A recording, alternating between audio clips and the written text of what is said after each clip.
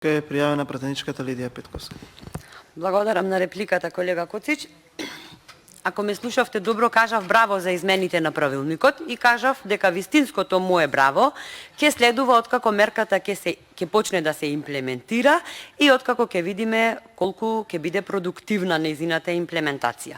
Од вашата реплика сваќам дека се согласувате дека предлог амандманот е добар или како што сватив ќе прифатите барем еден од двата амандмани, биле исти или различни, прифатете барем еден, барем трошка полза да видат граѓаните.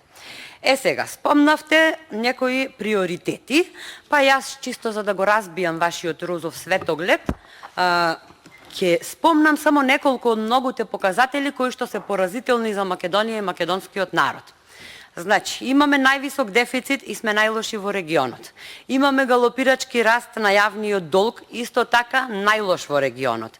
Имаме неодржливи јавни финансии. Имаме натрупани долгови, а неплатени обврски, односно загрозена е ликвидноста на фирмите.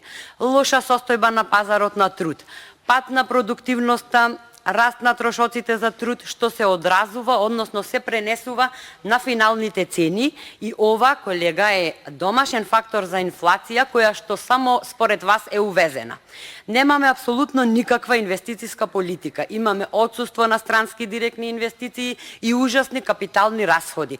Кризата во домашниот енергетски сектор е таква што имаме историски најниско производство, зголемена потреба од скап увоз, која ни ги изеде државните резерви.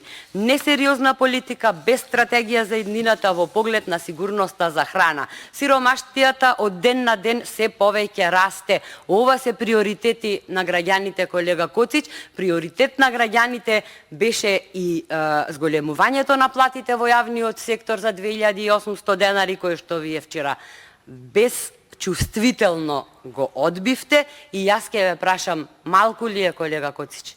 Премногу е. И благодарам.